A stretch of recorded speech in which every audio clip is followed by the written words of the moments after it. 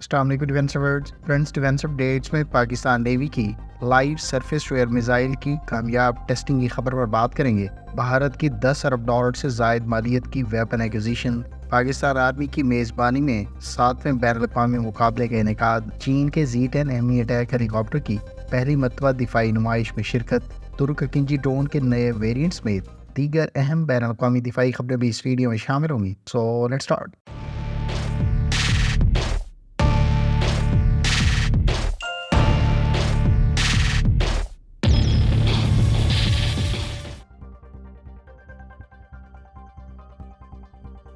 Friends, Pakistan navy نے اپنے FM-90B surface to air missile کو آج سیز پار 2024 ملٹری ایکسرسائز کے دوران سی فیز کی کنکلوژن پر کامیابی سے ٹیسٹ فائر کیا ہے۔ اس لائیو ویپن فائرنگ کے دوران پاکستان نیوی کی ذوالفقار کلاس فریگیٹ سے FM-90B short range surface to air missile system کو کامیابی سے ناردرن عریبین سی میں ٹیسٹ فائر کیا گیا، جہاں اس نے ان کمنگ ایریل تھریٹس کو کامیابی سے انٹرسیپٹ کرنے کا لائیو مظاہرہ کیا۔ اس موقع پر vice admiral Muhammad Faisal Abbasi, commander of the Pakistan Navy fleet, بطور چیف گیسٹ اس ایکسرسائز میں شریک ہوئے، جہاں انہوں نے پاکستان نیوی کی پاکستان کی میری ٹائم بارڈرز کی سیکیورٹی اور سیف گارڈ کرنے کی کمٹمنٹ کی تعریف کی۔ خیال رہے کہ پاکستان نیوی کی زیر استعمال تمام ذوالفقار کلاس فریگیٹس کو مرحلہ وار اپ گریڈ کرنے کا سلسلہ اب سے چند سال پہلے شروع کیا گیا تھا، اور غالباً اب 4 ذوالفقار کلاس فریگیٹس اپ گریڈ کر دی گئی ہیں۔ ان فریگیٹس پر جہاں نئے اور ایڈوانس سسٹمز استعمال کیے جا رہے ہیں، وہیں surface to air missile system جو اس سے پہلے چائنیز ساختہ ان شپس پر استعمال کیے جا رہے تھے، انہیں ہی ریٹین کیا گیا ہے۔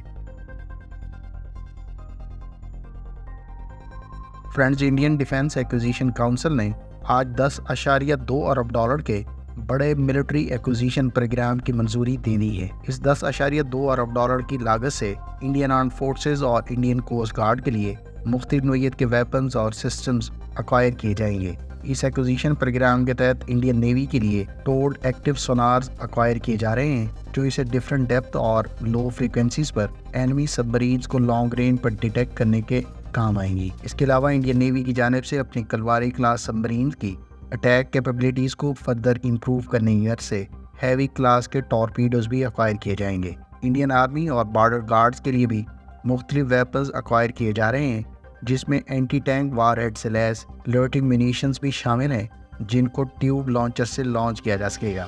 اس کے علاوہ انڈین نیوی کی زیر استعمال 24 امریکی ساختہ MH-60R سی ہاک ہیلی کاپٹرز کی مینٹیننس اور ریپیئر سپورٹ کا پروگرام بھی شامل ہے۔ انڈین نیوی اور کوسٹ گارڈ اپنی سرویلنس اور میری ٹائم پیٹرولنگ کی صلاحیت کو مزید اسٹرینتھن کرنے کی غرض سے میڈیم رینج میری ٹائم پیٹرول اور ملٹی مشن سی پلینز بھی ایکوائر کر رہی ہے۔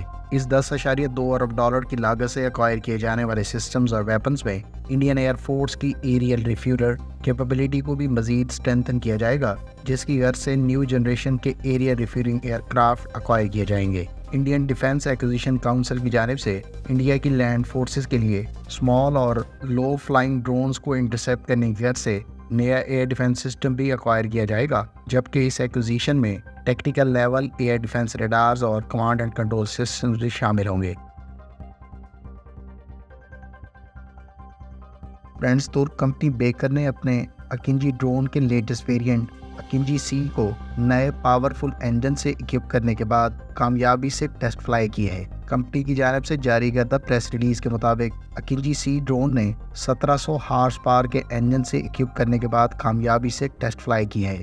یہاں یہ بات قابل ذکر ہے کہ اکنجی کے B ویریئنٹ، جو اس وقت پاکستان ایئر فورس اور آذربائیجان کے بھی زیر استعمال ہے، اس پر پراٹ اینڈ وٹنی کینیڈا کے PT6 سیریز کے ٹربو پراپ انجن کا استعمال کیا جا رہا ہے، جو 1500 ہارس پاور جنریٹ کرتے ہیں۔ اس سے پہلے کا A variant Ukrainian company Motor Sich کے 900 ہارس پاور انجن سے اکوپڈ ہے، جبکہ اب C ویریئنٹ میں پراٹ اینڈ وٹنی کینیڈا کے ہی PT6 انجن کے ایک اور ورژن کا استعمال کیا جا رہا ہے۔ خیال رہے کہ اب سے چند ماہ پہلے ترک کمپنی بیکر نے اکنجی سی ڈرون کے حوالے سے اپنا پلان انویل کیا تھا، جس میں یہ کہا گیا تھا کہ اسے 1900 ہارس پاور کے انجن سے اکوپ کیا جائے گا۔ تاہم اب اکنجی سی ڈرون کو 1700 ہارس پاور کے انجن سے پاورڈ کرنے کے بعد ٹیسٹ فلائی کیا گیا ہے، جبکہ ملٹری آفیشلز کا کہنا ہے کہ ان انجنز کو فردر اپ گریڈز کے بعد یہ انجنز اکنجی سی ڈرون کو 2000 ہارس پاور جنریٹ کرنے کی کیپیبلٹی فراہم کریں گے۔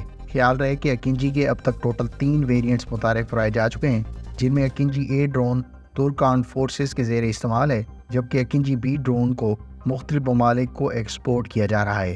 اکینجی سی کو مختلف نوعیت کی ٹیسٹنگ کے بعد نیئر فیوچر میں فرینڈلی کنٹریز کو ایکسپورٹ اور آفر کیا جا سکتا ہے۔ اگر آپ اس ڈرون کے تمام تر ویریئنٹس، اس کی صلاحیتوں اور اس کے ویپنز کے بارے میں تفصیلات جاننا چاہتے ہیں تو ڈیٹیل ویڈیو کا لنک آپ کو اینڈ سکرین پر مل جائے گا۔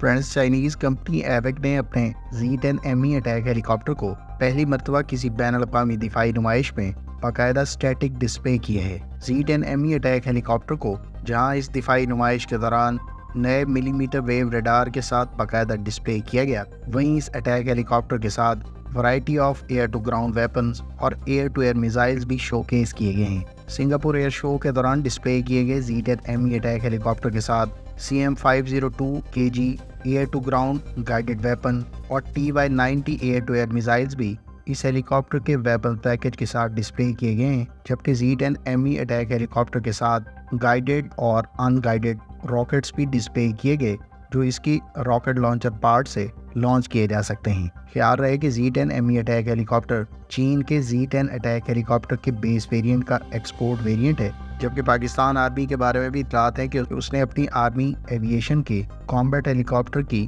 فلیٹ کی غرض سے اس ہیلی کاپٹر کا انتخاب کیا ہے۔ اس ہیلی کاپٹر کی پاکستان آرمی کو ممکنہ ڈیلیوریز اس سال میں متوقع ہیں۔ Z10ME اٹیک ہیلی کاپٹر کو 280 کلو گرام کے ڈراپ ٹینک کے ساتھ بھی اکوپ کیا جا سکتا ہے، جس سے اس ہیلی کاپٹر کی رینج کو فردر انہینس کیا جا سکتا ہے۔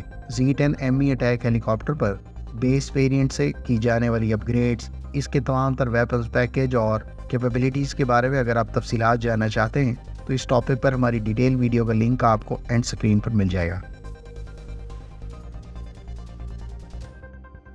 فرینڈز، کروشیا نے فارملی پہلا رفال فائٹر جیٹ ریسیو کر لیا ہے۔ کروشین منسٹری آف ڈیفنس نے 23 فروری کو اعلان کیا ہے کہ وہ پہلے 6 رفال فائٹر جیٹس ریسیو کر چکی ہے، جبکہ مزید 6 اسے نیئر فیوچر میں ڈیلیور کر دیے جائیں گے۔ یہاں یہ بات قابل ذکر ہے کہ اکتوبر 2023 میں کروشیا کے بارے میں رپورٹس منظر عام پر آئی تھی کہ اس نے 12 استعمال شدہ رفال فائٹر جیٹس کا انتخاب کیا ہے، جو F3R اسٹینڈرڈ کے ہیں۔ یہ رفال فائٹر ایئرکرافٹ مئی 2021 کی ڈیل کے تحت ایکوائر کیے گئے تھے، جن کی مالیت $1.21 ارب بتائی گئی تھی۔ کروشیا نے ان طیاروں کا انتخاب اپنے MiG-21 کو ریپلیس کرنے کی غرض سے کیا تھا، جبکہ ان کی پیمنٹس 2021 سے 26 کے درمیان کی جائیں گی۔ کروشیا کی جانب سے ٹوٹل 10 رفال سنگل سیٹ اور 2 ٹوئن سیٹر ایکوائر کیے جا رہے ہیں، جبکہ اس مقصد کے لیے کروشیا کو ڈیلیوریز، سیمولیشن، ٹریننگ اور سپورٹ 2026 تک جاری رہے گی۔ فرینڈز، TNS کی جانب سے ہنی ویل اور ST انجینئرنگ کا انتخاب کیا گیا ہے، جبکہ یہ دونوں کمپنیاں مل کر ٹینیزین C-130 طیاروں کو ماڈرنائز کرنے کا کام سر انجام دے گی۔ ٹینیزین ایئر فورس اپنے C-130 کارگو طیاروں کو انہینسڈ آپریشن کی غرض سے ماڈرنائز کرنے کا منصوبہ رکھتی ہے، جبکہ اس مقصد کے لیے باقاعدہ کانٹریکٹ ہنی ویل اور ST engineering defence aviation services کو پرووائڈ کیا گیا ہے۔ فرینڈز، انڈونیشین آرمی کو ابتدائی CN-235 220M transport year craft deliver کر دیا گیا ہے۔ انڈونیشین آرمی کی جانب سے ٹوٹل 3 CN-235 طیارے ایکوائر کیے گئے ہیں، جبکہ اس سے پہلے انڈونیشین ایئر فورس اور انڈونیشیا کی نیول ایویشن بھی ان طیاروں کو استعمال کر رہی ہے، جبکہ دونوں ایئر فورس اور نیوی کے پاس اس وقت بالترتیب 8 اور 6 ایئر کرافٹ سروس میں موجود ہے۔ انڈونیشیا کی آرمی کو یہ تمام 3 طیارے 2026 تک ڈیلیور کیے جا رہے ہیں، جبکہ ابتدائی طیارے کو عنقریب ٹرانسپورٹ ڈیوٹیز کے لیے استعمال کیا جائے گا۔ یہاں یہ بات قابل ذکر ہے کہ CN-235 طیاروں کو انڈونیشیا انڈر لائسنس پروڈیوس کرتا ہے۔ فرینڈز، یہ تھیں آج کی ڈیفنس اپڈیٹس۔ امید ہے اس ویڈیو سے آپ کی معلومات میں اضافہ ہوگا۔ ملتے ہیں نیکسٹ ویڈیو کے ساتھ، اپنی دعاؤں میں یاد رکھیے گا۔ اللہ حافظ۔ پاکستان زندہ باد۔